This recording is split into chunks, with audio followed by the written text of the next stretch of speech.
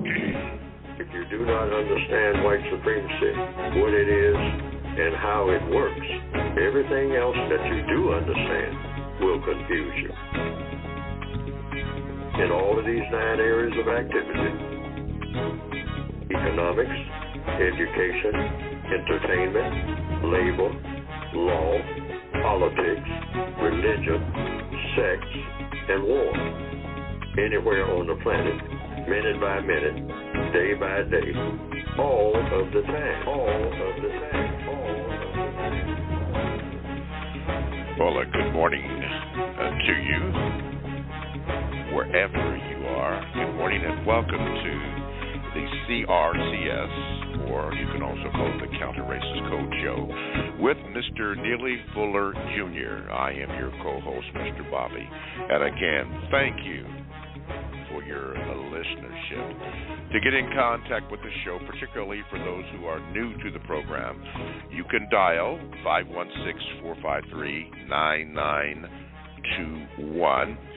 Be sure to press the number 1 button if you have a question, or if you would have a VGQ, just a small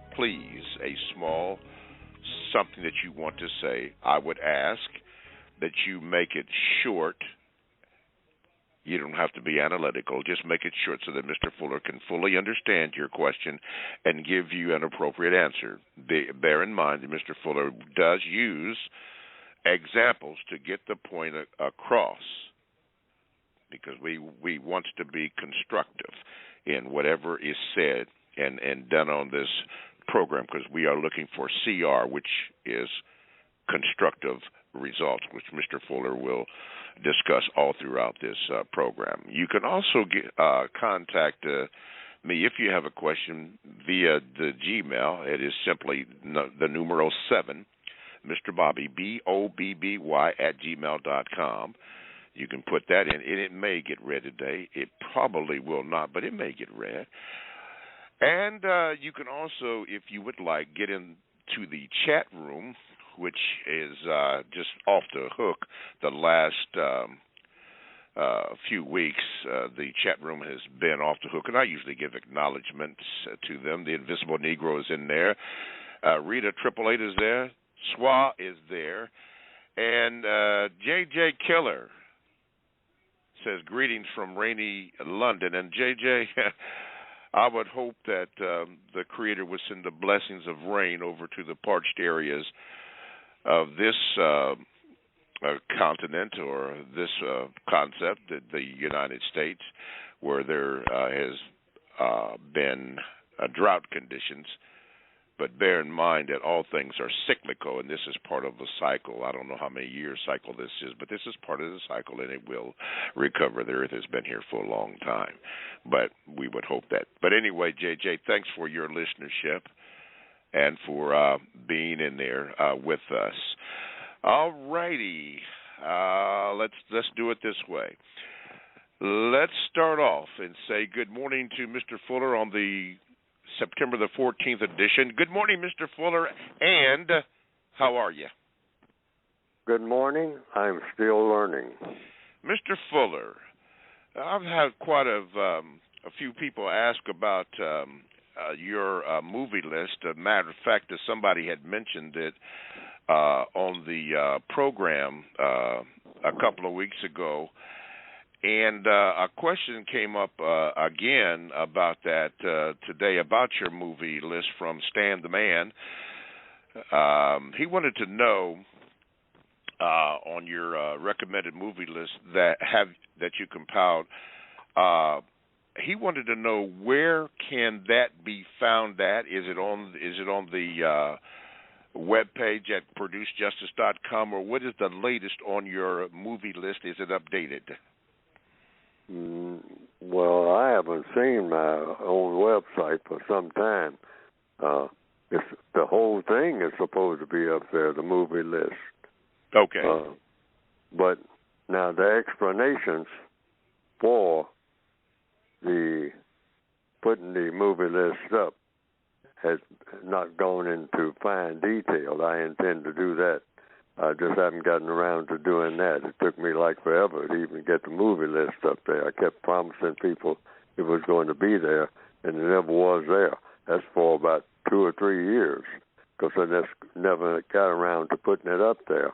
And in the order in which I thought that the movie list of, people who are going to watch all of the movies that I recommended, that they would see them in the correct sequence. So it took me a little time to figure that out, because I wanted to cover a certain era, starting with, first of all, a sort of a overview of the history of white supremacy, which is a BBC presentation. I think I wanted to start off with that as just sort of like a title for what I'm doing about the whole list, the history of white supremacy, and then went from there to just historical movies as a whole. And in the historical sequence, I tried to do it as close as I possibly could. And in each of the movies, I was supposed to have a long list, maybe pages and pages and pages, which I do have a rough draft of the lessons to look for in each movie individually and/or in all of the movies collectively. I mean, lessons about just existence on this planet itself, and what scenes. I wasn't going to go scene by scene, but I was just going to let leave it to the person who is observing the movie to pick out what lessons, because I say that in the movies that I chose, everyone is supposed to get a lesson out of just about every scene that is shown in each one of the movies. And so the person who is observing the scenes is supposed to figure out what the lessons are, but I was supposed to put a guide in there, what lessons to look for. Okay. So that somebody, generally speaking, people would have some idea of, well, what am I supposed to see in this scene? What am I supposed to learn? It might be something about individuality. A lot of it is about that, since the code book itself is called the United Independent Compensatory Code System Concept, with that independent, you might say, being underlined. Yes, because sir. we're talking about individuals.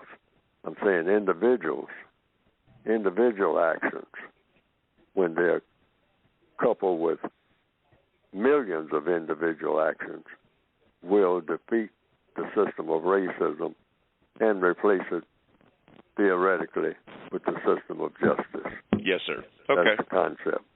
Okay. All righty. Well, for the person that called in or wrote me, Mr. Stan the Man Wells, you heard Mr. Fuller mention that, and I just was updated by our producer. He indicated, as Mr. Fuller has said, that updated list is now on the web at producejustice.com. It is there. So, Stan the Man, it's there. All you have to do is go to producejustice.com, and you can get the list of the movies that are recommended by Mr. Fuller. Let's see here. There was something else I wanted to... Oh, yes, Mr. Fuller.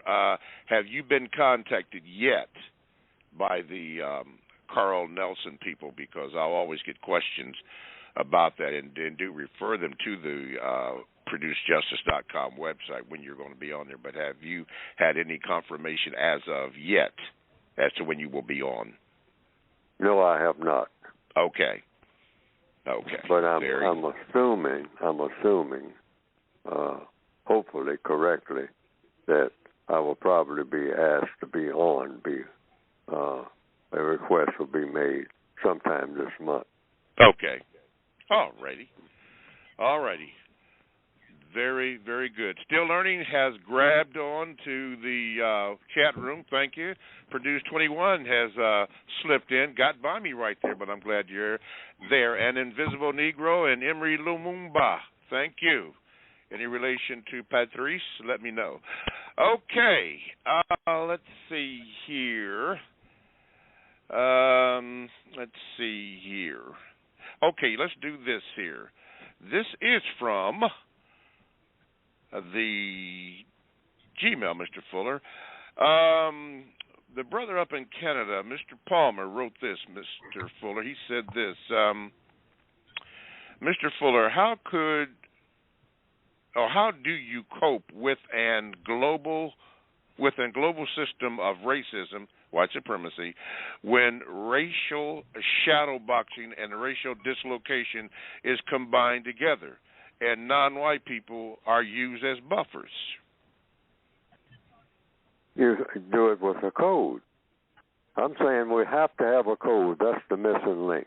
Of course, that's all theory, but that's the theory I'm presenting. We don't have a code that's addressed to each individual person to handle individual problems that will produce constructive results when you handle that problem, rather than a non-constructive result. I say the basic formula is just that simple.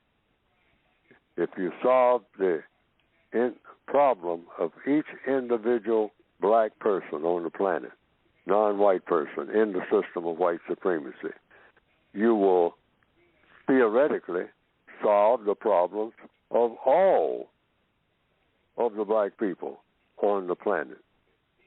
Which means if you solve the race problem for each individual person, you'll be solving the race problem for every person on the planet as a conglomerate. That's the theory. People are individuals, and we usually think of having what we call an organization, and then we have some leader that appears to take over the organization, quote unquote, and the organization being the people mostly, what black people are used to, are just standing around waiting on the leader to be a spokesperson for everybody on the planet, some individual person who is picked out, and knowing everything about everything and doing everything about everything. That's another thing that black people got in the habit of doing. Just stand back and wait on the leader. The leader's supposed to be doing this, and how come he ain't doing it? How come she ain't doing it? I mean, I backed her up. I said I was all for her being the leader. I was all for him being the leader, and don't look like he doing nothing. I mean, when he gonna get it done? We need another leader. And the code philosophy is you're your own leader. And who are you following? Well, I'm following the leader. Okay, well, who is the leader following? So the code position is follow the logic that came with the universe. Well, that's what the leader is following. The logic that came with the universe. Logic meaning what? Cause and effect. When you know the cause of something and the effect of something, and the cause and effect winds up being a constructive result, no leadership is better than that. But leadership is in the universe itself. The universe is a leader. The Creator created a universe where everything is about cause and effect. There are no exceptions to that. There's a cause for things happening, and there's an effect. There's a cause for a drive-by shooting, and there's an effect. There's a cause for electricity to work in a certain way, and an effect for that electricity to work in that particular way. There's a cause for something to become hot or something to become cold. And there's an effect. Heat and cold. Hot and cold. That's the effect. something causes it. So you always want to tap into that type of logic. That's what any leader has to do. Mm-hmm. So if you tap into the same logic that the leader is using, it's no different. You don't have to stand around and wait on someone else to be logical.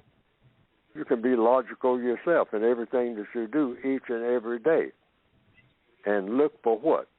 The constructive result. That result will show up. Yes, sir. Because it's going to either be non-constructive or constructive. Any move that you make, just sitting down eating a plate of food, when you get up from eating that food, it's going to have a constructive effect on your body, or it's going to have a non-constructive effect. There's no such thing as in between. Okay. All righty. Let's see here. SWA says, practice the code 24/7. Way to go, SWA. Before I get to Darnell and Gregory, Still Learning has this question for you, Mr. Fuller. Says this, Mr. Bobby, could you ask Mr. Fuller, is getting back to normal, getting back to mistreatment and injustice, is this the time to use the code to create a new normal now more than ever?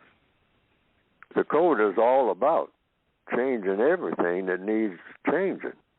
Some things don't need changing, but there are a lot of things that absolutely need changing. And so-called black culture needs a total overhaul. All the things that we're used to and gotten comfortable with and brag about. On Black History Month, we trot it all out and do start beating drums and shaking tambourines and all of this. Is that what we should be doing? Is that what everything is all about, really? That needs to be changed. Culture is nothing but what you're doing at the time that you're doing it. You don't need to package culture and keep it the same way, doing the same things all the time and getting the same non-constructive result all the time. Drive-by shootings have become a part of black culture. Is that what we want?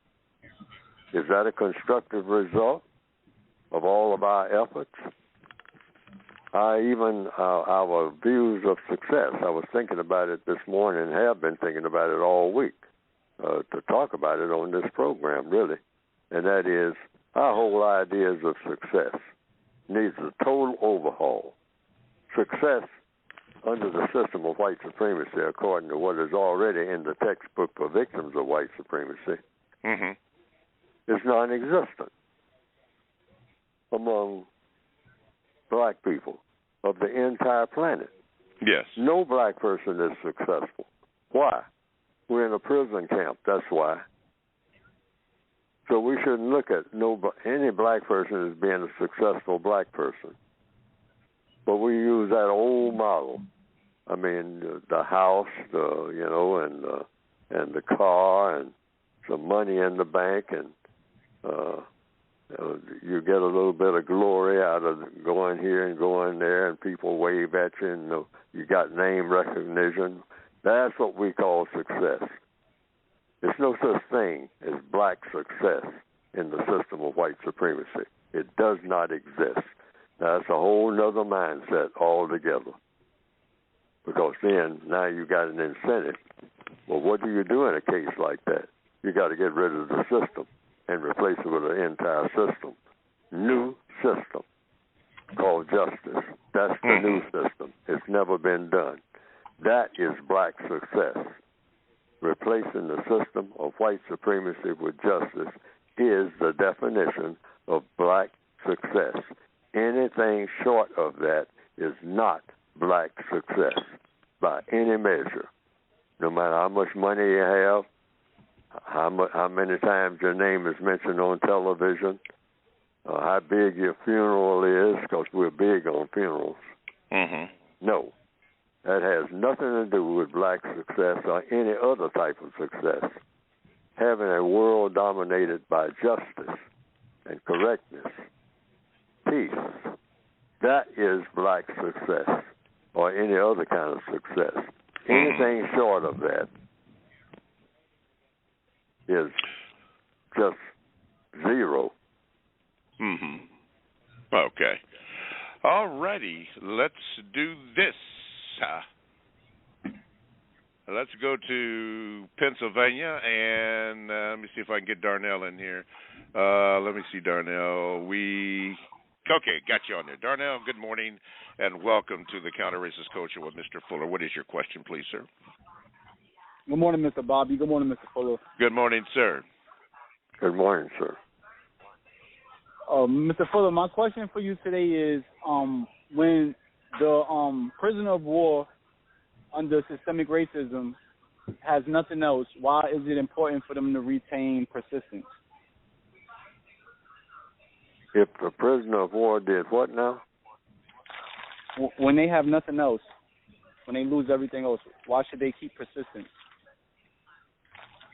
When they have nothing else? Yes. I'm not quite getting the question. Persistence. Why should a victim of racism always be persistent and being constructive? Why? Wait a minute. Why does a victim of racism always be what? Persistent. A victim of racism always be a system. Is that what you're saying? No, persistent. Persistent. Yes, I was asked this last week, I think, too, because persistence is the one thing. I have a kind of a saying for that, because I heard it at one time. It's not something I invented. When you don't have any friends, any money, and very little sense, the one thing that history has shown has paid off is persistence. Persistence means keeping on. Just keep on going in the direction you should be going in. And then there's another saying. As you go through life, you can't help knowing. You can always get help, but only the way you're going. And it's been said in many different ways, but those kind of stand out with me. That last one came from a line in a blues song by Memphis Slim back in the 1940s or early 50s. As you go through life, you can't help knowing. You can always get help, but only the way you're going. And then you might open any book on Proverbs, quotations, and you will see that theme, or looking in movies, some of the movies I've listed have that thing in it about persistence. Just keep on. Everybody's talking at you, and like the song says, you can't hear a word they're saying, they can't understand what they're saying, but you just keep on keeping on, listening to that small voice that tells you, don't give up. Sail on, sail on, sail on. That's one that I heard when I was in elementary school that applied to Christopher Columbus. They said, well, you're running out of maps and whatnot, and you're in uncharted seas. Now, your little 3 ships might come to the end of the world, and like Niagara Falls, your 3 ships just fall off the planet. Because you don't know that the world is round. You're just guessing. You might come to the end of the world. In your little 3 ships, Columbus. Hey, you're a goner. But he kept saying, well, we can't turn back. We don't have enough rations, and we don't know where we are, no way, and we're just about run out of everything. And that was the way the story went. May or may not be true, but they said, what? Sail on, sail on, sail on. Say, but you don't know where you're going. Sail on anyway. Sail on. We got to keep going now. We got to persist. We started out to do something, we're going to keep on doing what we started out to do. We're not going to change what we started out to do. And you all can get mad if you want to and all like that, but we are going to complete what we started out to do. So that's what persistence is about. So black people should persist in, first of all, having the correct thing to start out to do, and that is to replace the system of racism, which is the biggest problem on the planet, with a system of justice and correctness that theoretically will lead to one thing that has never happened in recorded history, and that's a thing called peace. All righty. I wrote about that this morning. All right, thank you, Darnell. Let's quickly, and you know, you're a loyal listener, so thank you so much. Let's quickly go to Gregory from Florida. Hey, Gregory, now I'm going to cue you in, but I'm going to have to take a little break here in 4 minutes, but I'm going to cue you in, and then I'm going to interrupt you when that time comes. So, Gregory, you are on. Do your thing. Morning. Mr. Fuller, my question for you this morning is that in all 9 areas of activity, are we ultimately saying which way did the white people go? Oh, sure. We have to say that just to be able to keep our footing right now. I mean, we have to admit to that. We are prisoners of war. So we go along with the prison system, but at the same time, we should be trying to erode the prison system. See, not trying to break out of it because you can't. You erode it. You start taking it apart. Once we figure out all the details of how it's put together, which we have not done, that's what a code is for. You look at what the white supremacists do, and you say, now we need a code to counter what they are doing. And that's a piece-by-piece thing, like figuring out a crossword puzzle. You know, we don't know what it's going to look like, but you just put in, move a piece here, move a piece there. If it doesn't fit, move it somewhere else. Just like working a jigsaw puzzle, you might say. Not a crossword puzzle, a jigsaw puzzle. And that's what the system of white supremacy is. So you just keep on keeping on doing that. We haven't been systematically doing that. We've just been doing a whole lot of hand clapping and foot stomping and think that the walls of Jericho will just fall down or something like that. I don't know what we expect to happen from just foot stomping and hand clapping. Yeah. I mean, it hasn't worked so far. You get a little bit of this and a little bit of that because it gets attention. All right, I'll jump in there. Excuse me, there's some background noise in there. That's not you, Mr. Yeah, I hear. There's some background noise in there that's interrupting the broadcast. So could we fix that, please? Oh. Okay. Yeah, that's not coming from my end. Can I stay on line, Mr. Brown? Yeah, you can stay online, Gregory. I got you. Okay. All righty. Yeah, you're going to stay online. Okay. Did Mr. Fuller answer your question, sir? I just want to ask. Oh, sorry. Hang on. All righty. Go ahead. Cue the music. Okay, for those you are now listening to the Counter Racist Code Show with Mr. Neely Fuller Jr., and we thank you for your listenership and even for your questions that you may have. Now, to get in line or to get on the air so that Mr. Fuller can answer your questions, just simply dial 516-453-9921. Make sure you depress the button, the number 1 button, and you will get in line and you can ask your questions. Now, I'm going to ask you again, ma'am, and I'm going to ask you again, sir. It was not observed last week, but I'm going to ask you again. Please be brief in what you're asking, Mr. Fuller, so that your question or your VGQ can be stated and your question can be answered. Please, ma'am, please, sir, please do that. Please do that. You know, we only have 2 hours, and I have a clock that's on, okay? Just let me know what's going on. Please do that. You can also join the chat room, and they are blowing up in the chat room. Swab Produced 21. Good morning to Dungy Dundee 72. And the brother from Madagascar, VGQ, is in the house. Thank you so much for all of your listenership. The Counter Racist show with Mr. Neely Fuller Jr. is now on. Okay, Gregory, go ahead, sir. I'm sorry. Did you finish? I'm sorry.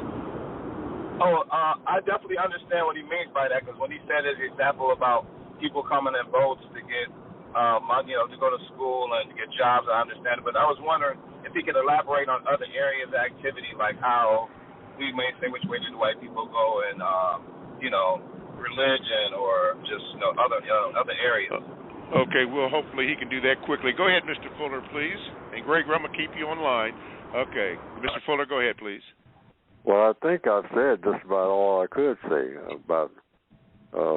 Okay. If I understand the question, that we have, which way did the white people go? Well, we're in their prison, so anywhere we go, they have to allow us to go there anyway. A lot of people say, well, I'm not satisfied with where I am. But if you just look at the news every day, people who are dark-skinned, they're saying, which way did the white people go? I got to get out of here. Being around my own people, the ones that I was raised up with, the ones that I know best, hey, man, they make it a real hell for me to be around them. I got to get out of here. I got to get with some white people. I mean, that can make some kind of sense. Ain't nothing these black people are doing makes sense. Ain't nothing these dark-skinned people know how to do that makes sense, except we make a whole lot of trouble, first for themselves and then for everybody else around them. That's all we know. It seems like that's all we can do. So, but the white supremacists, according to the code, are the people who engineered all of that long before we were born, long before anybody who was on the planet now was born. So you're born in that type of chaotic situation. That's tailor-made. That was deliberately set up that way so that black people find it completely impossible to get along with other black people. That ain't going to happen in the system of white supremacy. It just flat out ain't going to happen. We talk about all this love that we're trying to generate. It's not going to happen. The drive-by shooting is going to bust it all up. I mean, the animosity is ingrained in all of us. The self-hatred, it's there. It's not going to go away under this system. It's going to remain there.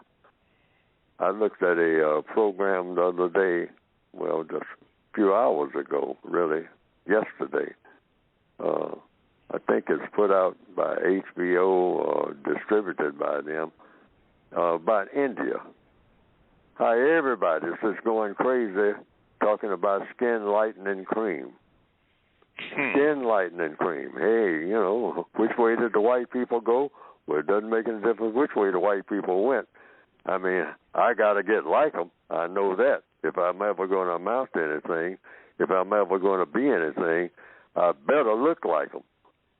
So bring me some skin. Hey, I'm looking like I'm an untouchable.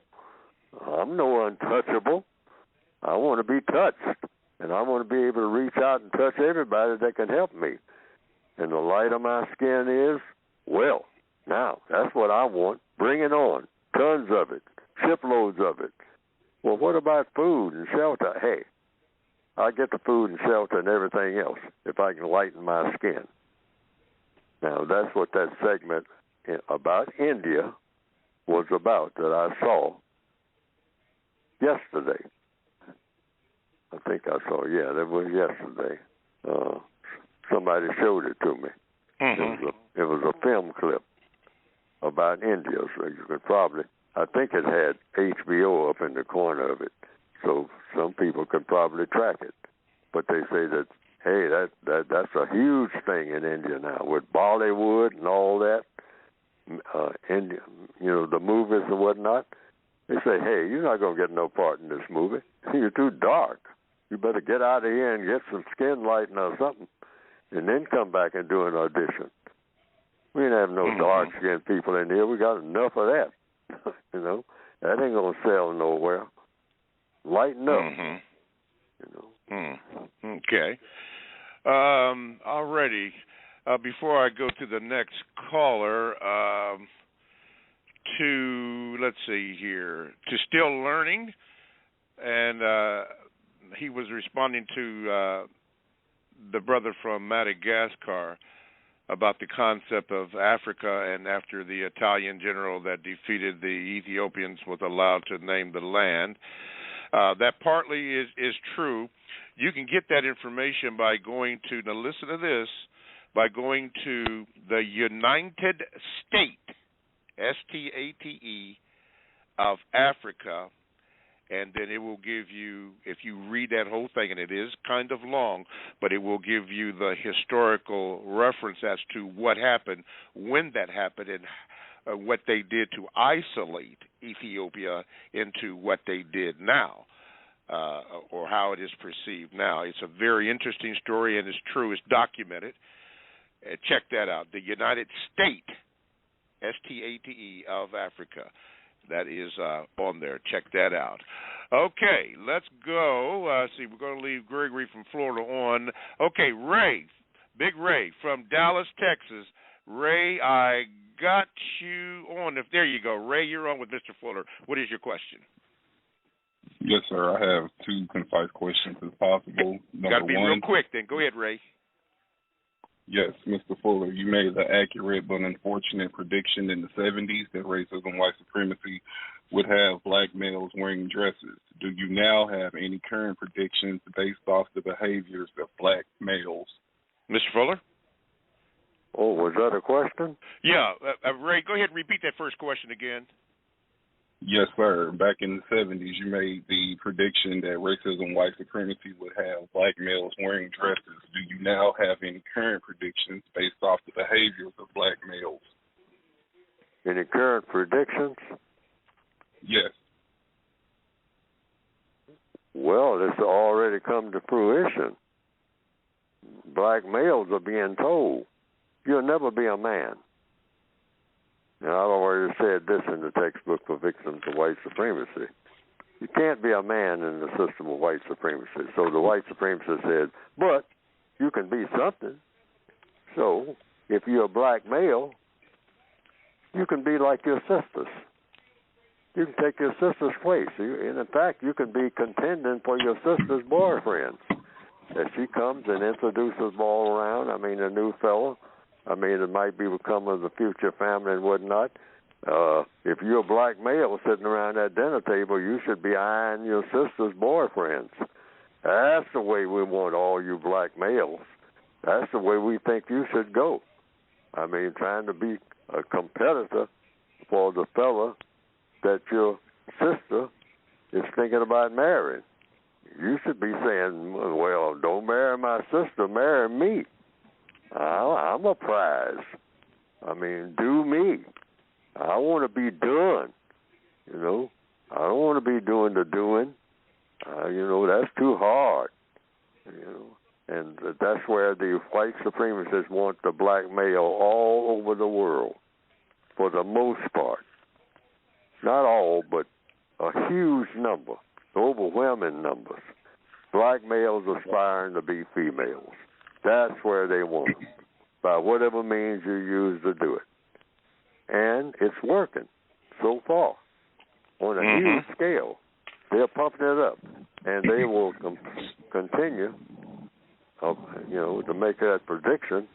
They are right on course, because if you are of that persuasion, or you think you should be, or you're mixed up about it, or whatever it is, and you're trying to make up your mind, the white supremacists, racist man and racist woman, say if you're a black male, you will never be a man. But you can be a full-fledged female or an imitation thereof. All right? You still will be a male, but you'll be an imitation female. All right? And that's what you can be. Now, you got another option. You can remain a boy. And if you're going to go around and act like you're an alpha male, you're going to be just a big boy. And that's what we're going to refer to you as being. And you'll like it. You'll learn to like it, being a boy with a lot of muscles, but you're still a boy. Because you won't have the mental capacity of a man. It's only going to be one man on this planet, and he's going to be white. That is the plan for the future of the white supremacists. Just one man on the entire planet, and that man, first of all, has got to be white. In order to be a man, you have to be white. No non-white person can ever be a man. In the new version of the new steps that they're taking of the world of white supremacy forever. Okay. Ray, what's your second question? Quickly, please, sir. Yes, sir. Excellent segue. Mr. Fuller, since you authored the compensatory code, have you observed any evidence of a white ally in the context of helping to dissolve the system of white supremacy? Well, I don't see how that's, I've never met a white person who was against the system of white supremacy. To my knowledge, I might have met some, but I've met plenty of white people who are willing to see black people doing better than they're doing. Many compassionate white people. I mean, even some from the Deep South who had compassion. Some were willing to help you. I've received help from white people, lots of help. But with the kind of understanding, the kind of handshake, without the handshake, that I'm still your master. I'm a benevolent master, but I'm still your master. I'm not giving up my position as a white supremacist. I can't do that, buddy. I mean, hey, being equal to you, what do you know? You don't know how to do nothing. You can't contribute nothing. So just go along with me and I'll take care of you. Like you're my illegitimate child, which is what you are. And everything will be fine. Now, this is what I've encountered in one form or another everywhere I've ever been. I've never seen it any different. I'll be kind to you now. I can be mean to you if you get too far out of line. But if you act like you're reasonable, I'm a reasonable person, and I will help you. I'm in position to help you. I have the mental capacity to help you. The only thing you know how to do is what I show you how to do. And that's the characteristic of you people. You're just inferior, that's all. But I'm not going to tell you that because I'm not trying to insult you. But you just are. It's not my fault. I mean, whatever created you just didn't give you all the stuff that I got. I got stuff in my mind you never will have, Negro. All righty, Ray from Dallas, Texas. Don't be a stranger down there. Be careful about that storm coming up here. Dengini 72. Thank you for your listenership down in the Zimbabwe, or the concept called Zimbabwe. Thank you. That information to my brother in Madagascar is called the United State, S-T-A-T-E, of Africa. Now listen, to anybody else that looks at that, it is comprehensive. So you're going to have to take a little T-I-M-E with it, but it's also documented. It is true. The Counter-Racist Code Show with Mr. Neely Fuller, Jr. is heard worldwide here on Blog Talk Radio and also on ProduceJustice.com, where all the information that you can get about this show and other podcasts that Mr. Fuller has had, not only on this station, but also on the Carl Nelson Show, which is WOL out of Washington, D.C. I think the numbers are 1450 a.m. And when Mr. Fuller is on that program, which I also listen to and very delighted with it, they will let us know, and you can also find out that when you tune in to the ProduceJustice.com website. It will be up on there, and then replays of that show will also be on there. But it is at this particular time where we have set aside for Mr. Fuller to speak about this publication that I strongly urge you to obtain. Mr. Fuller, it is your floor. Go ahead, please, sir. Yes, I strongly urge everybody to get it, even though I say that it's a very poorly written volume. But I was rushing to get it out because I don't know how much time I have. I mean, the clock is ticking fast now for me. And all kind of ideas are coming to me. Now, I was trying to crowd it into these volumes that I managed to get out here. But it's called the United Independent Compensatory Code System Concept. The first edition came out in 1984, but I have an updated edition now, revised, expanded, that came out in 2016. And you can get it by going to ProduceJustice.com. And the things that I'm saying here on the air, and a lot of other things that I haven't been able to say or haven't gotten around to saying, they're all in this volume, the 2 volumes, the basic book, revised, expanded 2016 edition, and an addition to it, because I say it's all one book, and that is a compensatory counter-racist word guide showing you how to speak about things and how to think about words in the English language, the way they are used, like the way we should use words in a different way from the way we have been using them, because words are powerful depending on how you use them, to combine words that you put together in a sentence or in a paragraph, and because words have affected the way that people think. When you go to a school, what do you have in that school? You have words. So books are a way of transferring a whole lot of information or ideas, hopefully many that you haven't thought of before, and can use to do what?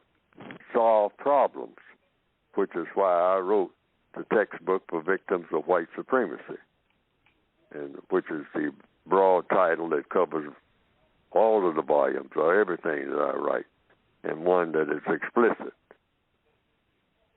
Textbook, workbook for thought, for speech, and for action for victims of white supremacy. That's why I produce the books. And you can get them by going to ProduceJustice.com, principally the 2 volumes. But I recommend the revised expanded edition. Some people want the 1984 edition for some reason. And some people get all 3. Some people just get the 2016 basic book and the additional word guide. And then some just get the 2016 edition. I say get the 2016 edition because that's the basic book now. That's the one that introduces you, and then you go from there.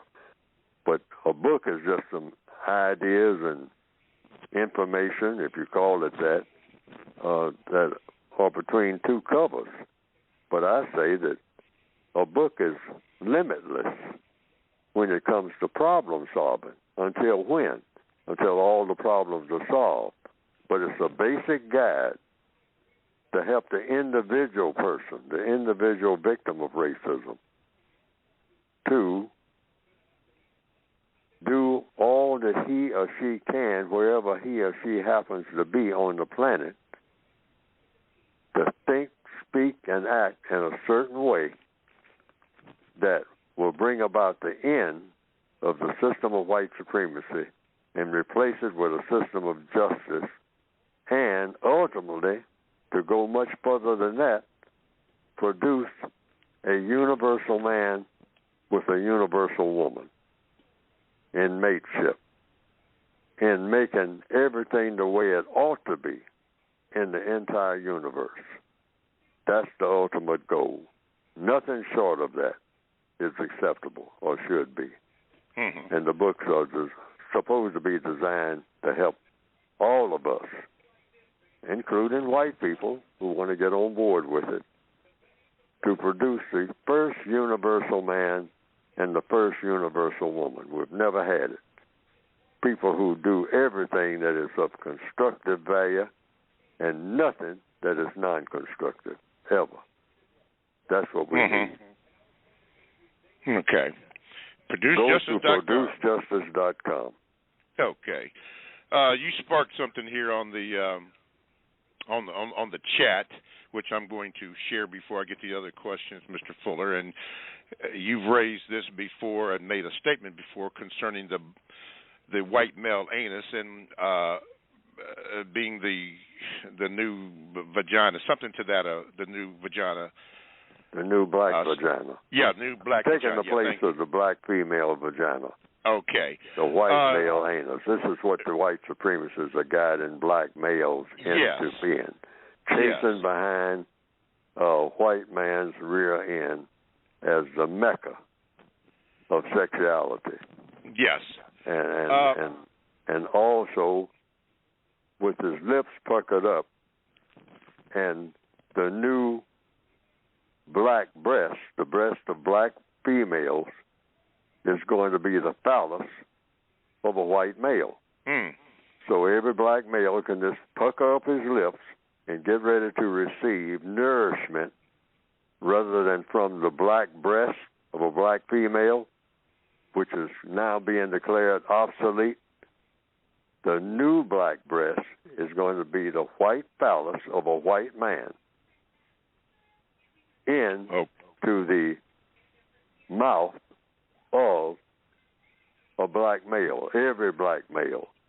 And that's where he will seek his generational nourishment from and aspire to achieve as the holy rod, you might say, of everything that he is aspiring about in his entire existence. And you see more and more black males embracing it fully and bragging about it. And it's not their fault. It's all being very carefully engineered by the white supremacists. Okay. With the black male being used by the system of white supremacy in terms of emasculation and the pussification of the black male, to that statement that you just made, Rita 888 says this on the chat. Says, it seems to me that the gay black men are positioned to be successful in both schools and work environment. She also added if she said that where she is employed that she would be fired. Based on what you just said about the new black breast being replaced by the phallus of the white man, and that how do we deal with that in terms of the code? Point it out, like what I'm doing. Everybody should be saying this. Why? Because it's true, that's why. It's obvious that it's true. It's almost phenomenal the way that the white supremacists are doing it. They're doing it right in your face and saying, hey, this is the way to go. And everybody that's intelligent should be on board with it. What's wrong with you people? Why are you dragging your feet about this? Or why are you making it a controversy? I mean, these idiots like Neely Fuller going around saying that this is some type of conspiracy. What not? This is no conspiracy. This is a natural order of things. I mean, this is natural. This is the way the world should be. And particularly when it comes to all you black males. You're not going to ever be men in the system of white supremacy. So you should be imitation females. It's a wonderful thing for you. What's wrong with you people? Don't you want to be intelligent? That's intelligence. when it comes to sexuality. This is intelligent sexuality. And it's intelligent people. Some of your most intelligent people in the future are going to be the black males who are chasing the white phallus as the holy rod, as the all in all of sexuality. And that's the thing. And they're doing it right in your face and saying, what's wrong with you? What's wrong with you people who are, some of you, making like you're, sound like you're criticizing. You're criticizing this? This is wonderful. This is a huge breakthrough. This is what Harriet Tubman was all about. This is what all the black people who sacrificing and before you, this is what they were trying to achieve.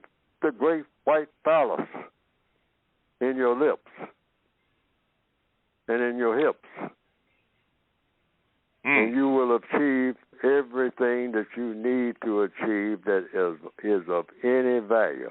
They are saying this outright in the schools and everywhere else.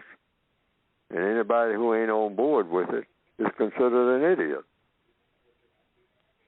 So that means that as produced transgenders or men dressed up as females wearing it and coming out with it? Whatever. It's a part of the massive white sexual confusion. And logically speaking, why wouldn't it be? The racist sexual confusion. That's one of their major strategies.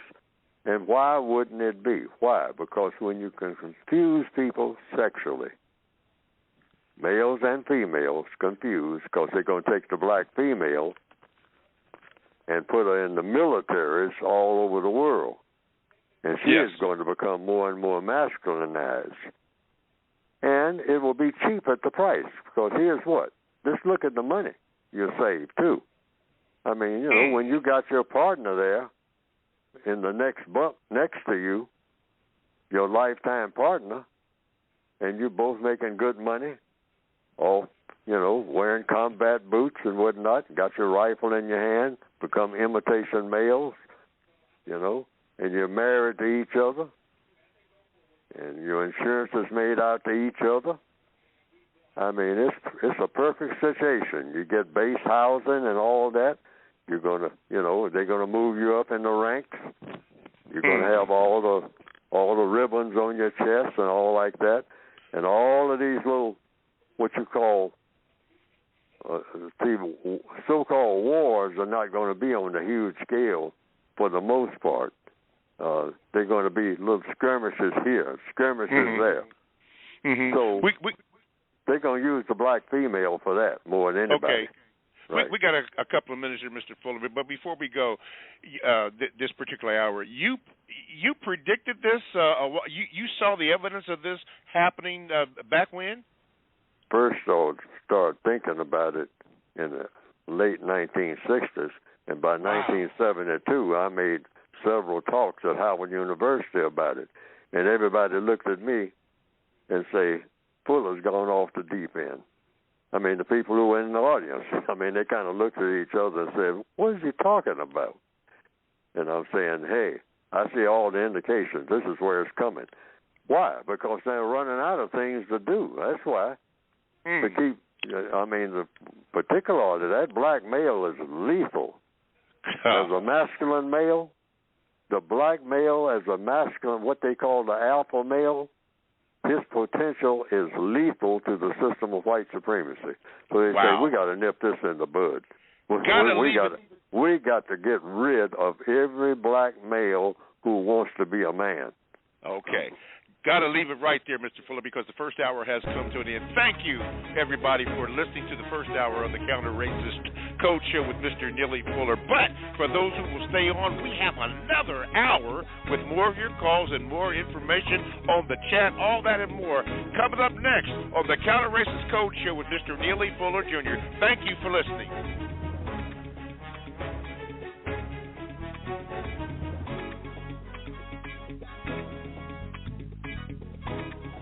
All righty, welcome back to the second hour of the Counter Racist Code Show with Mr. Neely Fuller Jr. I am your co-host, Mr. Bobby. And to get in contact with the show, just simply dial 516-453-9921.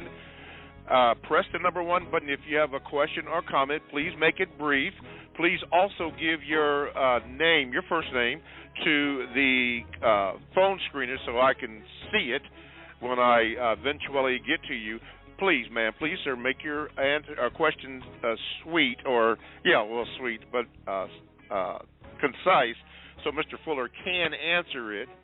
As you can tell, he will give a complete answer using many examples to make sure that we get understanding, because the one thing that we don't want is confusion. So please, ma'am, please, sir, make sure that you do that. You can also Gmail me at the numeral 7, Mr. Bobby, BOBBY, @gmail.com. And if I were you, if you couldn't get into that, get into the chat room, because they blowing up in there. Rita, Triple H, still learning. Swab, oh, man. Brother from Madagascar's in there, Emery Lumumba, oh, man. Al Freedom is there. JJ the Killer from England. I almost said New England, but I'm not going to do that to you, my brother. And a new brother from Zimbabwe, Dungeony72, if I pronounce it right. Excuse me, because I just butcher names. But he's in the house. Dungeony72 is there. But thank you for listening for all. Okay, let's go to the phone lines, and we are going to go to Phoenix. And that is Dan Rail. Let me see if Dan Rail, if I can get you in here. Okay, moving right up in there. Okay, there you go. Dan Rail, good morning. And what is your question for Mr. Fuller? No, that's Darnell from Phoenix. Oh, okay. It has Dan Rail on my screen. But Darnell, excuse me, my brother. Excuse me. Darnell, go ahead. That's okay. Really quick.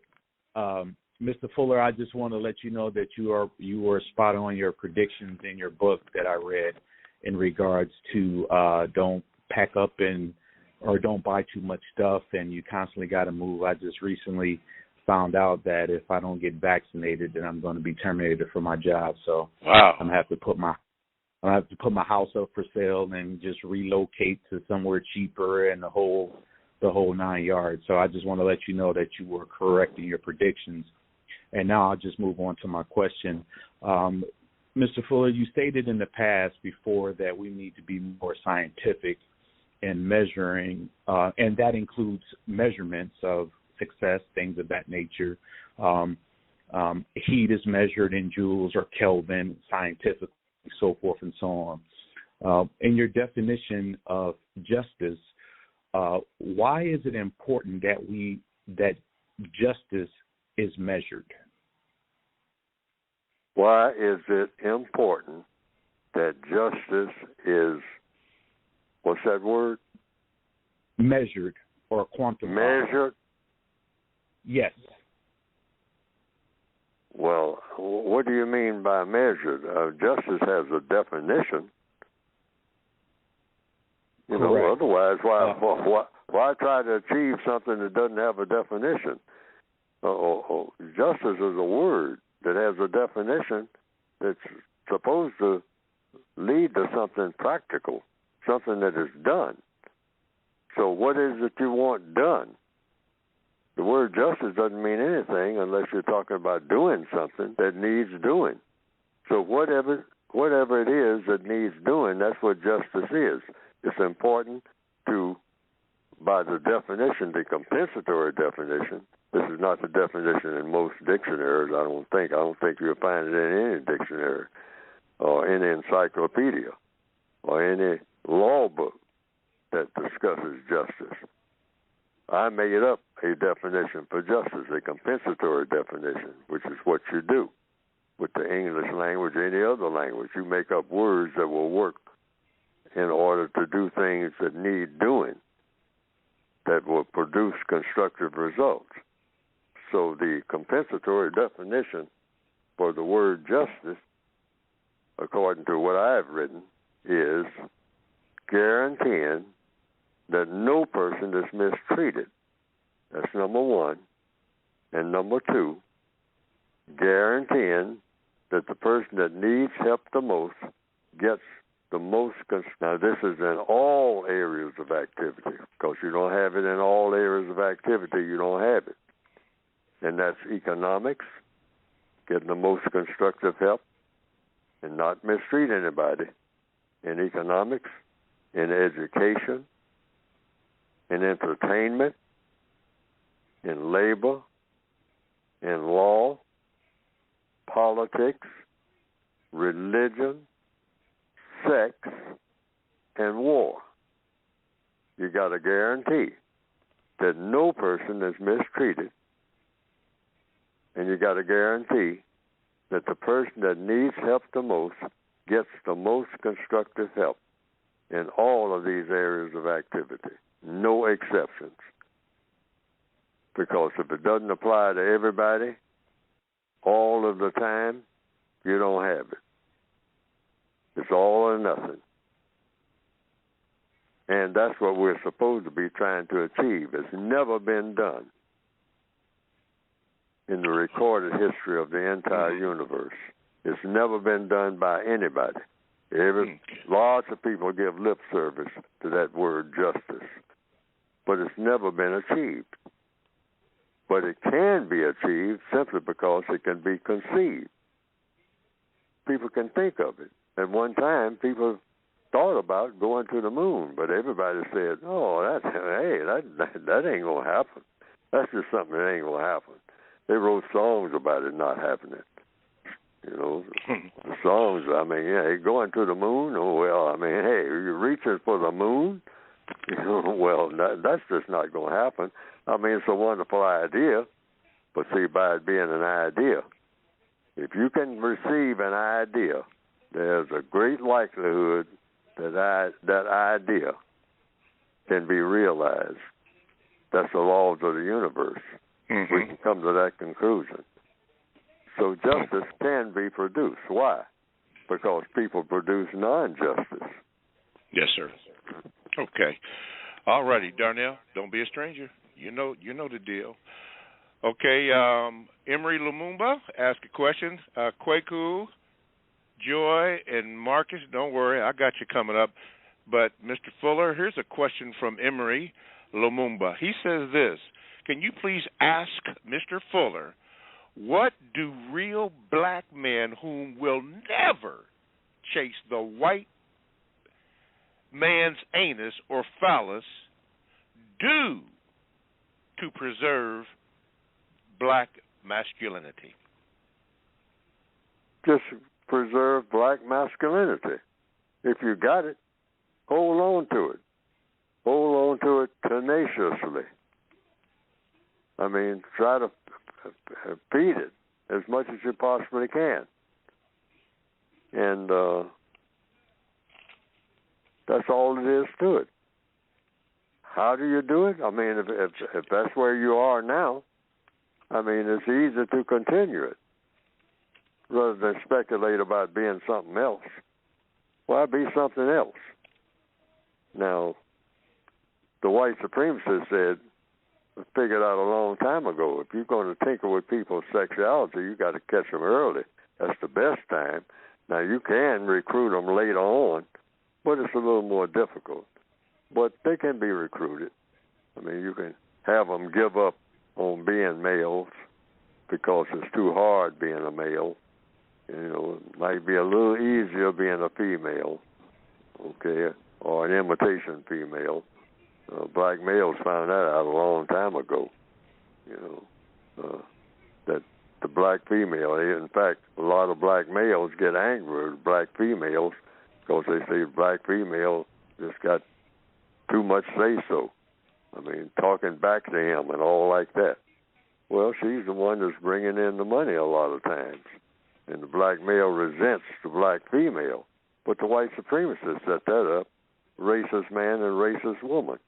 They set that up. That's what happens in the system of white supremacy.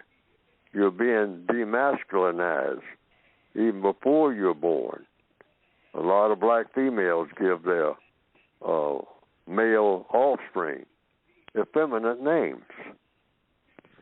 I mean, they don't do it deliberately. It's just they have a tendency to do it because, you know, they put that IE in the name a lot.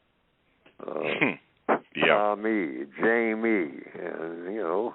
Yes, I've seen that, yes. Yes, I mean, have a tendency. So it starts early, okay? I have a baby picture of me. I'm wearing a dress. What? Oh, sure. Wow. Back then, all babies wore dresses, but for a practical reason. You know, the diaper. All right? Oh, okay. Yeah, you know, if you got on pants, I mean, it's a little more difficult to work with those diapers all the time. See, so at a certain age, until you get out of it. But see, a lot of females kind of treated their boys like they were girls. And that's where the earrings come from and all this. You know, that's where some black males, they can't leave the house now, even though they're 30 years old, without their set of earrings. All right, their earpieces, gotta have them. Why? Because they had them when they were 2 years old, 4 years old, 8 years old. Got in the habit of gotta have them, you know. So we, you know, we don't know why we do it, except that's just the way we were raised. So you got a lot of black females. They're the only. In fact, a lot of houses are just full of nothing but females. You got one boy there. You got 3 sisters and a progenitor, female, called his mother. The actual mother of any family, though, is white. All right, in the system of white supremacy. But that black female raises that boy the same way he raises the girls. And the boy is always around girls who are putting on lipstick and all this. So every now and then he just might, out of boredom, just go in there and try putting on some lipstick. That's how it gets started. Because there's no male around. He doesn't have anybody that, you know, that acts like a male. He engages in girl talk, as they call it. I mean, a little gossip and whatnot. And by the time he's 16 years old, that's what he likes. He sits at the girls' table when he's a junior in high school. And always want to make the girl talk, because the fellows are talking about football and stuff like that. He ain't interested in that. He wants to be a cheerleader. Okay? The white supremacists know what they're doing. They do it well. Like they do everything well. That's why they're supreme. Yes. All righty. Let's go to Kwaku, if I got it correctly. Correct me if I'm wrong, Kwaku, but you're on with Mr. Fuller. Go ahead. Good morning, Mr. Bobby. Good morning, Mr. Fuller. Good morning, sir. My question is, over the past couple of shows, I've heard the definition for justice given. Is there a compensatory definition for the word hate? What's the question? I said, is there a compensatory definition for the word hate? For the word hate? Yes. Yes. H-A-T-E? Yes. It's in the Word Guide. I know it's got to be in the Word Guide. I haven't looked at it, so I don't know. You know, I'd have to look it up. I'm going to look now as you... See how you use it. Anybody who has their book there, they can guide me right past. Okay, I'm looking as we speak. Yeah. Hate. I see harass. I haven't seen hate yet. Okay. Still looking. Yeah, nope, I haven't seen it. Seen happy, harass. I don't see it in HATE. Don't see it in the Word Guide, Mr. Fuller, and I'm looking right at it. Okay. Don't see it in here. I think it's in the original. Yes, it is. Yes, it is, Mr. Fuller. I stand corrected. I'm sorry. I didn't think that I would leave hate out of the Word Guide. Okay, here it is. It says hate. Use this term to mean an aggressive, submission to fear. Explanation. One, quote, haters, one fears. That's what you wrote. I thought that's what I did. Yeah, it's in there. Okay. I got it. Thank you. Page Many 149. years ago. Mm-hmm. Yes, that's page 149. That's correct. Yes, sir. Mm-hmm. Yes. And that's what you do. It's just that simple. Use this term to mean an aggressive submission to fear. Explanation. One hates what one fears. It's an article in the Washington Post this morning about that very thing in the Washington Post newspaper. I think it's on the last page of the A section. There's an article that talks about hate and fear. I think it's Franklin Roosevelt many years ago. Now, this is not in the article, but he said the only thing we have to fear is fear itself. You know, that doesn't address hate, but it addresses fear. Mm-hmm. But hate is complete submission to what you're afraid of. One hates what one fears. I think that's an accurate statement. I think that's a truthful statement. Mm-hmm. You hate what you fear. You hate it. If you're in a burning car and you can't get out, you hate that fire. You don't hate fire all the time. You hate fire when you got it under control. But when fire got you under control, you'll hate it. That's why they call it firefighters.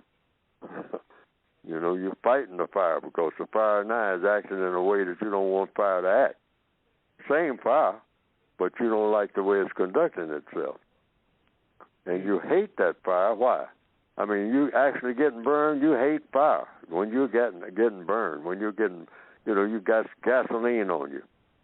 And that gasoline is a fire, and your clothes are burning, and you feel your flesh burning. You hate that fire. Why? Because you fear it.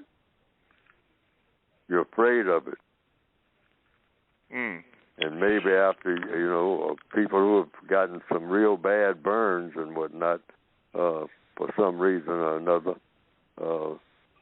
anytime they're around somebody that's got some fire, I mean, they may hate that fire, because they have gone to a stage where something happened where they were burned. They got third-degree burns. Took them a long time to recover from it. A lot of operations and whatnot. Very painful. Fire is painful. Fire is painful. Yes, sir. Okay.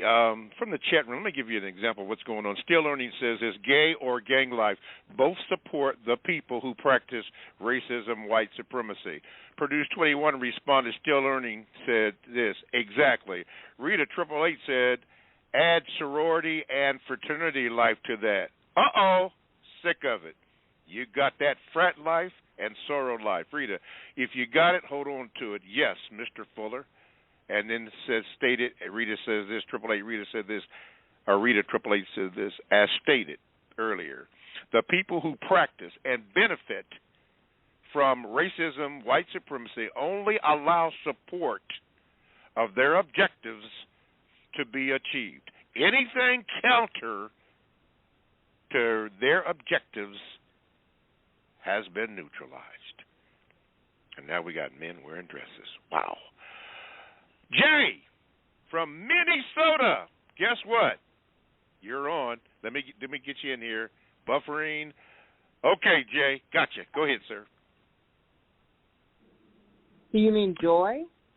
Oh, Joy. I got great Joy. Okay, Joy, thank you for the correction. I told you I butchered names. Okay, Joy, gotcha. You're not a boy, Joy. Go ahead, honey. Okay. So my question is in regards to Area 7, religion, and Mr. Fuller has talked extensively about eclectic pluralism, the religion that he practices. And I guess my question is there anything particular from Christianity that Mr. Fuller has adapted into this new religion of his? Oh, I don't have a new religion. People have talked about Neely Fuller's inventing a new religion. Religion, according to the code, is any strong belief backed up by action. Whatever you believe and you back it up by action, that's your religion. Whatever it is. I mean, it might not even have the name religion, or you don't even think about religion. But whatever you are doing, at the time that you are doing it, whatever you are doing, at the time that you are doing it, and you are doing it deliberately and willfully, and you believe in doing it, you're not being made to do it, that's your religion. That's what a religion is by definition, any religion. So religions kind of blend into each other, too. This is why you have so much religious controversy. And when you're talking about Christianity, whose Christianity? Are you talking about Amish people? Well, black people who call themselves Southern Baptists, do they do the things that Amish people do? They're both Christians, they say. Do they do the same thing that Jehovah's Witnesses do? Go about doing everything the same way, at the same time and places, have the same customs? What about the Mormons? Are they different from the Catholics? Do they go about doing things in a different way? So in answer to the question, I'm saying you got different types of Christians, it seems, but do they agree on all things, or do they agree on one thing? Do all Christians agree on Jesus died for the sins of the people of the world? That's what I've always heard from every Christian minister. And I also heard that one very prominent person, I won't name it because it's secondhand information, but a very prominent white man who was a president said that he loves Christianity. And he said the reason he loves Christianity is very practical. Because you don't have to do nothing. And he went on to explain, I mean, believing that Jesus came and died for your sins, and if you believe that, you'll go to heaven. He says, what do you have to do? That's easy to believe. So if you believe that, you got an automatic ticket to heaven, so anything that you do is just fine. You can kill people, you can do anything, as long as you believe that Jesus died for your sins. Jesus took the rap for everything that you're ever going to do. Now, that was the position taken by, I understand, one very prominent person who was a president of the United States some time ago. And I thought about that. So it comes down to, does every preacher agree with that? That anything that you do is just fine if you believe that Jesus died for your sins? And so from there on, I mean, hey, all you got to do is just say, hey, Jesus died for my sins, so anything that I do, any sin that I commit, so what? I mean, it don't make no difference. He already paid the price. So I'm paid up in front. I got a ticket to heaven, regardless of what I do. I can tear up the whole world. I mean, so what? As long as I say I believe in Jesus. And I have never heard any preacher myself say that ain't so. Okay. All right. Joy from Minnesota and not Jay. Thank you for your call. And my usual, don't be a stranger. Thank you. All right, fellas, back in the control room. I'm going to take a break here and do this. Everybody, you are now listening to the Counter Racist Code Show with Mr. Neely Fuller Jr. We're heard here on Blog Talk Radio and also on ProduceJustice.com. All the information, including the books, other podcasts, and future talks that Mr. Fuller gives can be accessed on the website at ProduceJustice.com. And in the remaining moments at some point, I will have Mr. Fuller introduce his books to you. If you call in, and please do, you can call 516-453-9921. Press the number 1 button, give your name, and hopefully you can be patient. Hopefully we can get you in because our lines are jammed. But if you can't, you can get you can Gmail me at the numero 7, Mr. Bobby, BOBBY @gmail.com. Or you can do this. And today, they were even better than they were last week and 2 weeks ago. Go into the chat room. They are blowing completely up. I don't know what has happened, but they are so good. I wish I could read them all, but you can do that. But make sure that you get the books that Mr. Fuller is going to talk about in a few moments. And remember, the clock is on me, too, so don't be long. Okay, all that more coming up. Okay, let's go. Let me say this to Jacoby, to Kane. They're in there. Transcendent rolled up in here. Okay. Be Good One is in the house. Okay. And this brother, a new person I never even heard of, but I'm going to do his thing here. Roland R. Randolph said, "Good morning, Mr. Fuller." Said, "I have a VGQ and a question, and this is what I'm going to do." Here's his VGQ. Global white supremacists have used trickery to switch the value of the arts, music, painting, acting, etc., with that of the sciences in the minds of black people. We, as victims of white supremacy, now value the arts more than the sciences, which is a non-constructive mindset. Now, my question is to Mr. Fuller, why is it that the white supremacists have created a radical hierarchy or racial hierarchy that always reflects blacks on the bottom? What is the purpose of placing blacks on the bottom of the racial hierarchy? That comes from Roland Randolph. Mr. Fuller? Everything that a white supremacist does is to give strength to the system of white supremacy, no matter what it is. That's the only thing to remember. In every area of activity, if it's a white supremacist involved in it, that white supremacist is involved in the first area of activity, economics, the use of time and energy, the spending of money and how it's spent and what the value of it is and all like that. It's going to give strength to the system of white supremacy. If a white supremacist is involved, they have a code that automatically leads in that direction, that automatically will see to it that in anything that has to do with economics, it's going to give strength to the system of white supremacy, regardless of what it looks like it's doing on the surface. And the same thing applies in education, in entertainment, in labor, in law, in politics, religion, sex, and war. All of the areas of activity. If a white supremacist is involved in it.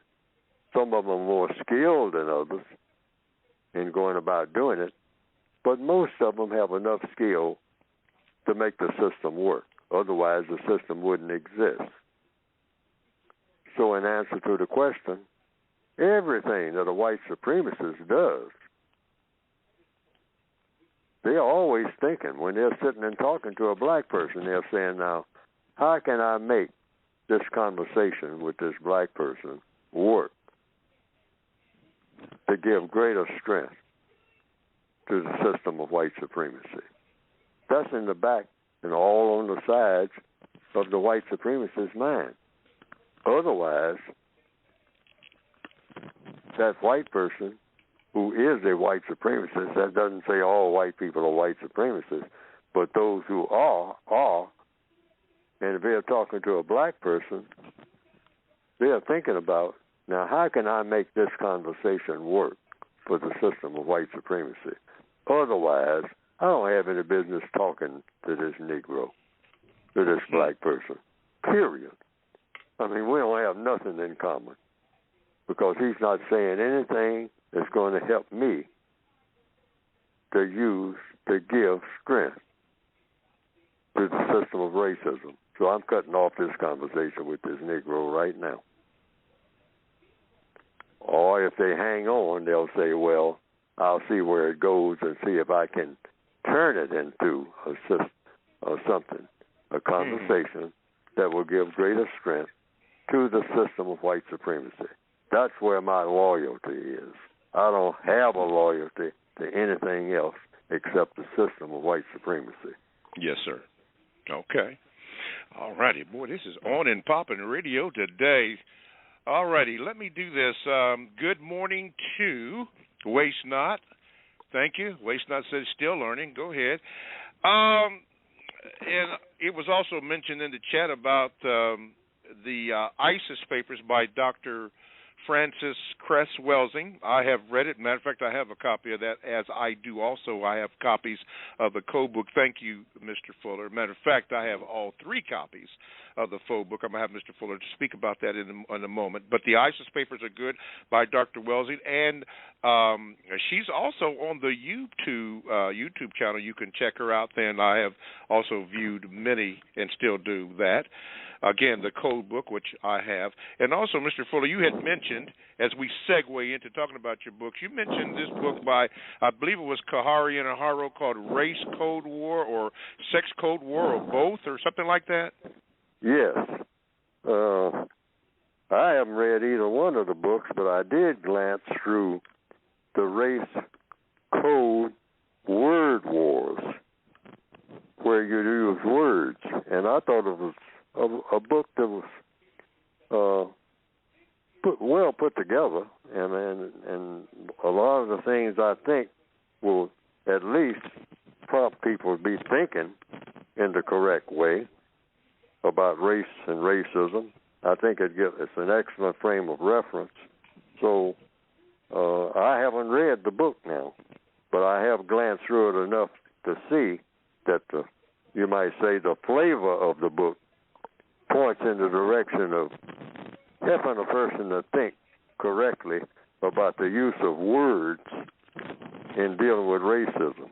Okay. Hold that thought right there, Mr. Fuller. Hold that thought right there. Mm-hmm. You're listening to the Counter Racist Code Show with Mr. Neely Fuller, Jr., heard here on Blog Talk Radio and also on ProduceJustice.com. To get in contact with the show, dial 516-453-9921, and you can give the call screener your name, and if you have a question or a VGQ, sorry about that. Sorry to interrupt you, Mr. Fuller, but for my technical people, I didn't give you a segue in there. But anyway, because I didn't get the music. But anyway, this is what you do. You can also Gmail me at the numero 7, Mr. Bobby, BOBBY, at gmail.com, and the chat room is available for you to go in and get in on this conversation. So those are the numbers you need to do. Shout out to everybody that's in the chat room, and let's go back. Okay, Mr. Fuller, as we segue into your book, you were mentioning that you had not read the Race Code Word War. Is that what that was? Yes, okay. By Kahari and Aharo. Yes. He's also a radio host, I think. Yes. On programs. And his name is Kahari Aharo, and he has authored 2 books, one about sex and race, and the other about words and race. And I haven't seen the one at all, and not even glanced through it on the sex thing. But from the one that I saw on the use of words, I think that it's a book well worth looking into for those who are interested in the use of words and dealing with racism.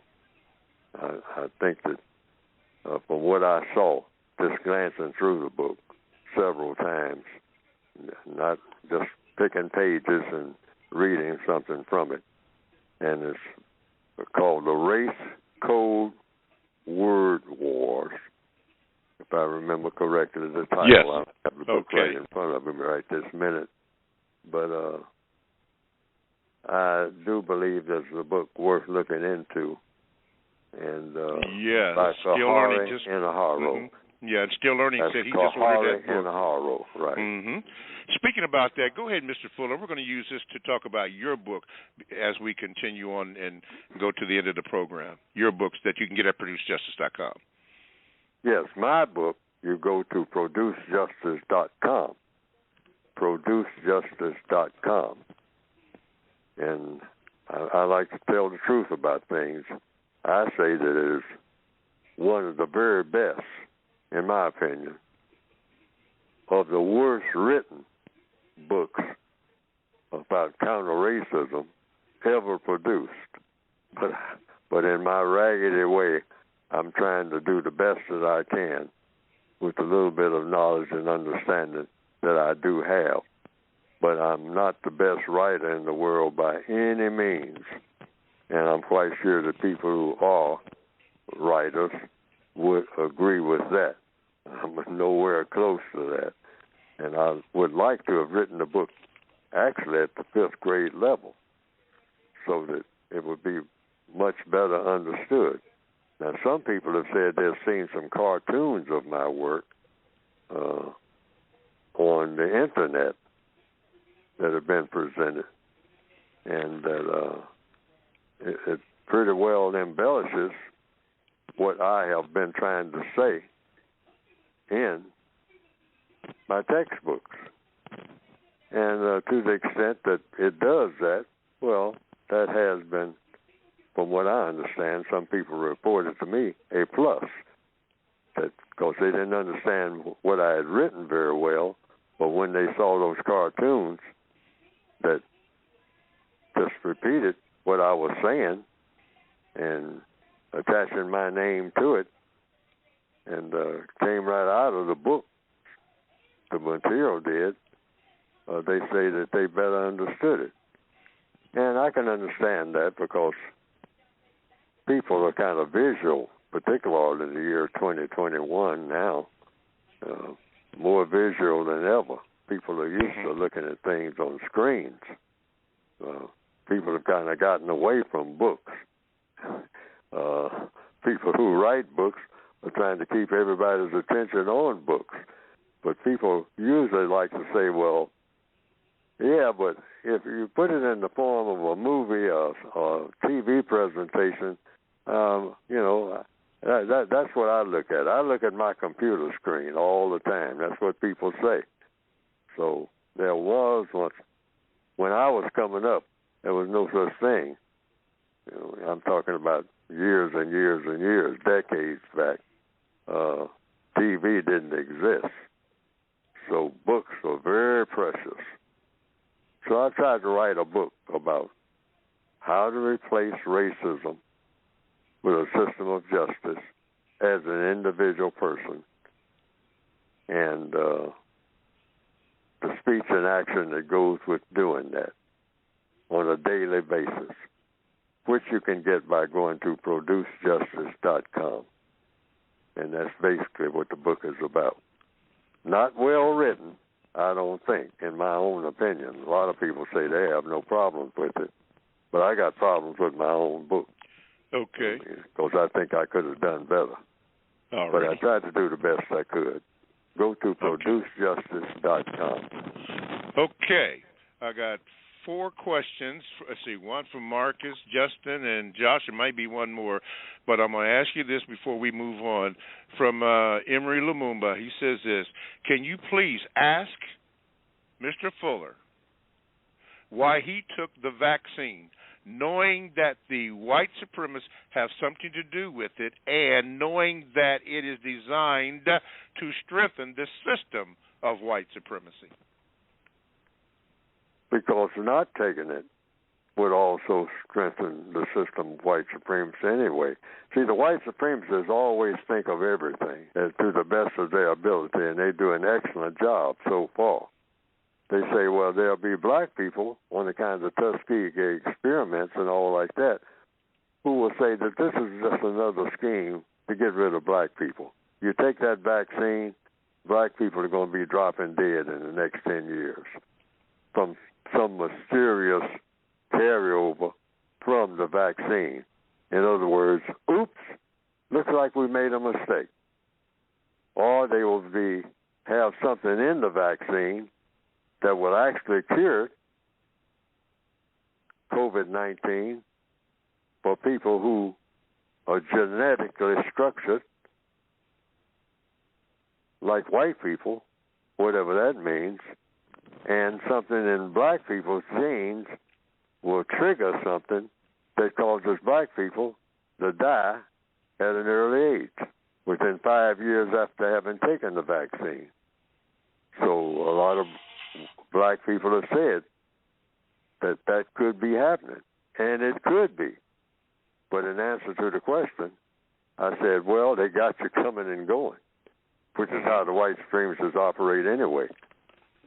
See, they know, just like they do with black people, they say the average black male is going to drop out of school because we ain't teaching him nothing he can use, dealing with his reality, and he's just going to drop out of school about the 9th grade, 9th or 10th grade, as far as he's going to go, and then he's going to hit the streets. Well, we got him if he stays in school because he ain't going to have no job when he gets out and all like that, and we got him if he drops out of school. Because we cover all bases. We know where he's going. I mean, so he's going to the streets. The streets going to lead to the lockup. And then when he gets out of the lockup, I'm going to hold it against him forever. He ain't going to be able to get no job. So he's going to wind up being dead because he's going to be robbing and stealing just to get by. We already know that because we got that plan for all you black males, but they don't know it. You know. So, okay. In answer to the question about the vaccine, I know that the white supremacists want me dead. I'm dead. Why? I'm in their prison camp. When you're in a prison camp, the people who run the prison can kill you anytime they get ready. You know. What was that you said a few weeks ago? Expect the worst? Yeah, expect the worst. All right. Anyway, always expect the worst. But there's an old cliche saying, I didn't make that up. I mean, it goes way back. Yes, sir. Work for the best, but expect the worst and take what comes. Because you got Alrighty. Let's go to Marcus. Marcus, you're on with Mr. Fuller. What is your question? Good morning, Mr. Bobby. Good morning, Mr. Fuller. Morning. On page 277 in the area of sex, on the top, it says right here, in everyday communications, always refer to non-white females as, quote, females or as, quote, ladies. Do not refer to them as, quote, women. But what I have been observing and experiencing, the same non-white females are now saying it is a derogatory term to call them females. So my question is, does that mean I should resort to page 171 and 172 and just ask the ladies what do they want?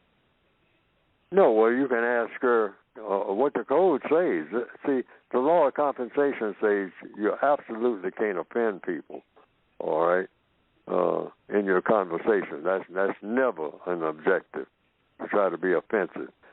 So one thing that's absolute in the code, you always call people by the names and titles that they want to be called. So you will opt to say, well, is it okay for me to refer to you as a lady? Now, if she says, if the black lady says, I don't want to be called no female, and I don't want to be called no lady, call me a woman. You call her a woman. See, everything in the codification is about achieving what?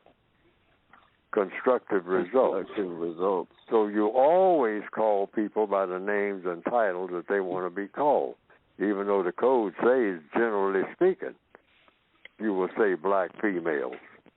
But if anybody in the audience, if you're talking to a whole audience of people and you're a speaker, and some lady or female or black woman, as she calls herself, holds up her hand and said, you're calling these people females and you're calling them ladies, and we don't want to be called either one.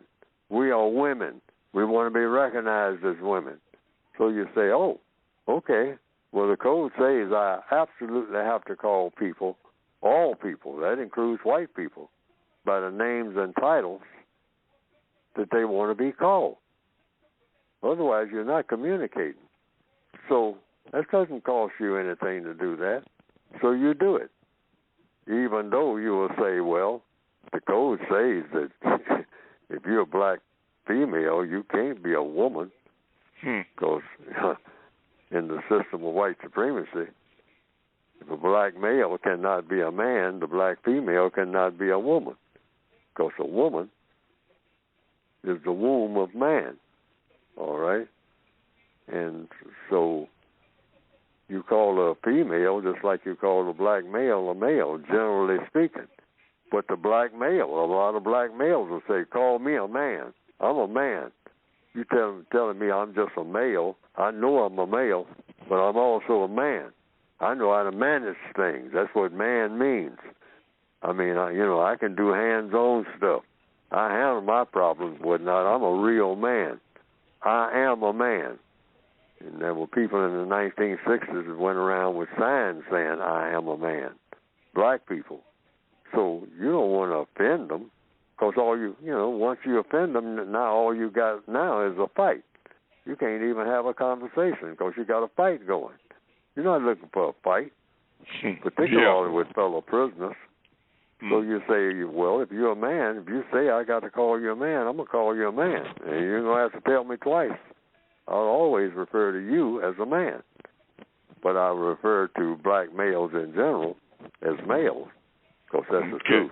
That's what they are. They ain't men. Yes, sir. Okay, thank you, Marcus. You know the deal. Don't be a stranger there. Okay, man, all these people here. Justice, let me see if I can get you in here. Just quickly, what is your question for Mr. Fuller? You've been on hold. Go ahead. Okay, you're there.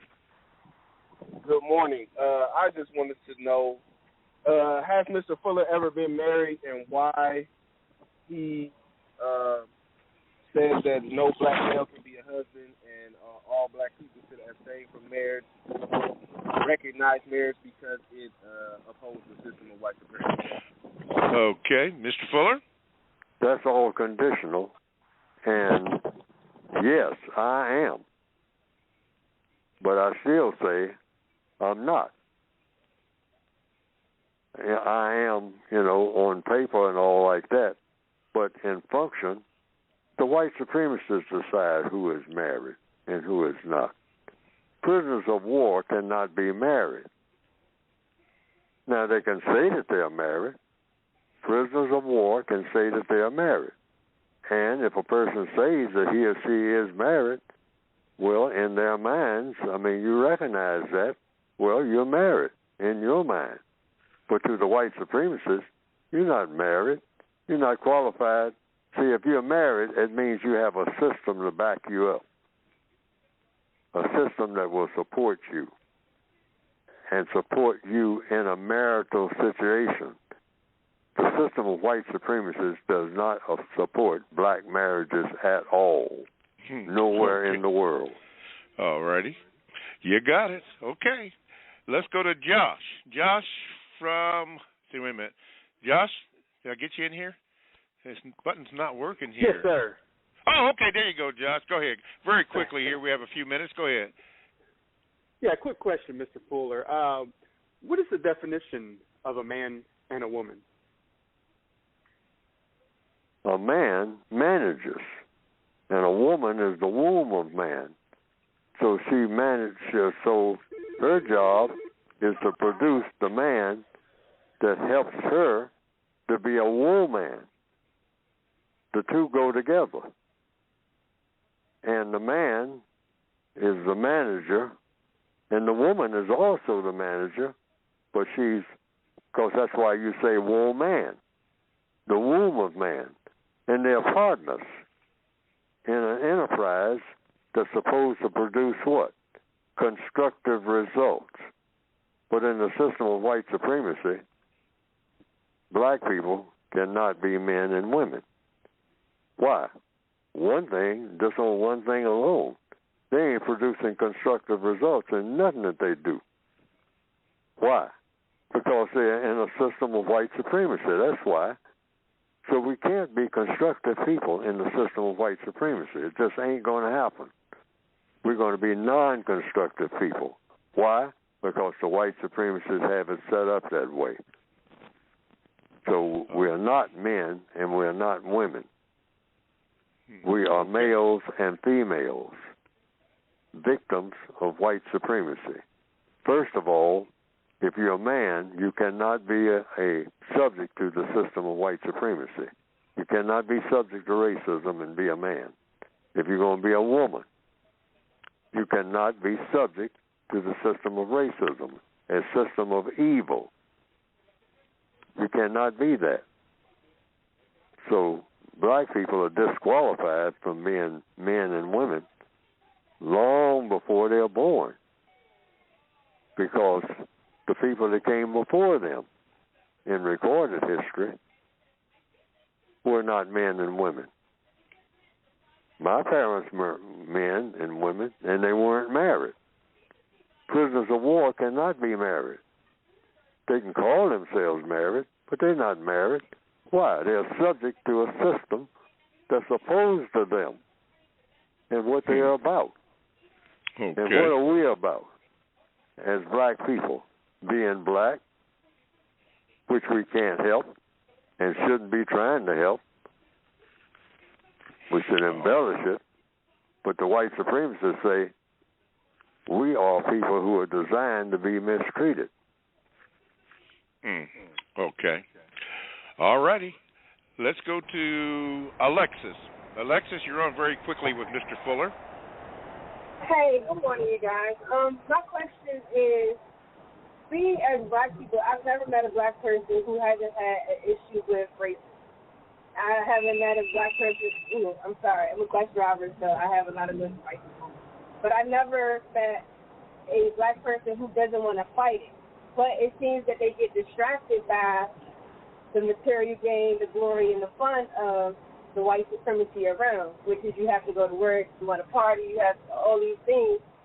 How can we make the fantasy a reality without the distractions of white supremacy? Okay, thank you. Mr. Fuller? I didn't hear a question. Wait a minute. Was there a question? Yeah, wait a minute. Alexis, I think that was VGQ, but I didn't hear a question. Alexis, go ahead and state your question quickly, Alexis. We only have a few minutes. Okay, how do we, because black people want to fight the racism but are distracted by racism, how do we make the fantasy a reality? Because we want to fight, but we're always distracted by things that we have to do, like going to work, where we can't focus wholeheartedly on fighting the system. Okay. Ms. Fuller? How do you fight the system of racism with all the distractions? Is that the question? Yes. By not being distracted. And I don't see how anyone...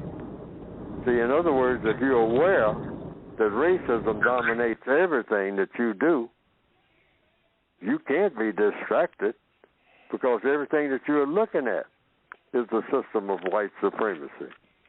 All the interactions between black people are engineered by the system of white supremacy, directly and indirectly. Because if black people are trying to do anything constructive, you will know that you're doing something constructive, because the white supremacists will let you know that that's not something that a black person is ever supposed to be doing. But as long as you're doing something stupid and silly, they will feed it. because that's what a black person is supposed to be doing, unless that black person is going to do something constructive for the system of white supremacy itself. There's no way to be distracted in the system of white supremacy when you wake up in a prison, and the name of that prison is the system of white supremacy. You're drowning in it. But I can see how a person can think they're being distracted, because first of all, they don't know that everything that they're looking at around them is supportive of the system of white supremacy. So how does the distraction occur? If you're in a prison, how can you be distracted from being in prison? Good question. All right, Terrence, you're on with Mr. Fuller very quickly here in the last few moments. Okay, I'm going to make it real quick. Hello, Mr. Bobby and Mr. Fuller. Real property is a concept of like owning from the center of the earth to the stratosphere, and you own that as when you buy real property, real estate. But then there's a thing called eminent domain, which gives the government the right to take that property for public use. So my question to Mr. Fuller is, what's the most constructive way a prisoner of war can view owning or feeling like he's owning real property? Okay, Mr. Fuller? If I understand the question, and it looks like I'm having a lot of problems every program with understanding questions. So it's got to be my fault. But if I understand the question, I know about eminent domain. I found out about it in the 1940s because they decided to build a road, for the convenience of everybody. Everybody's going to be in on it. That goes from this point to another point. And they took my grandmother's house, my aunt's house, my uncle's house, several of the neighbors, another uncle that I had further down the road, and they took my mother's house, all at the same time, because they were all on the same road in Muskogee, Oklahoma, to run a highway through it in the 1950s. And that was my first experience. I asked the lawyer about it. I said, home is home. We've had this house particularly my grandmother's house, a sturdy built house, solid house, built from scratch. My mother's house next door to it. My uncle's house down at extended miles away, but on the same road. I say, and they're widening that road, and they're just enough to take all the houses where black people have been, like as far back as I could remember at the time. And they're taking them all in one swoop, dislocating everybody, scattered like chickens. Mr. Fuller, I am so sorry. They're getting ready to cut us off. They're getting ready to cut us off for this program. So, see, what was it, Terrence? You have to call in maybe next week. I'm sorry, we are so up against the clock. They're getting ready to cut us off. So anyway, thank you, but people. Be ready to move. That's all. That's the bottom line. Okay. Because they're going to keep that up. Be ready to move. Okay. Because they're going to make you move. Thank you all for listening. Thank you all for your questions. Sorry for all the interruptions, but that's technology. We're on the time limit. We got to go.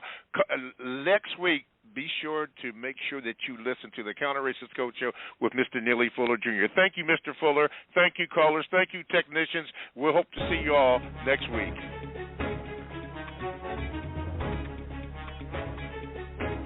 ProduceJustice.com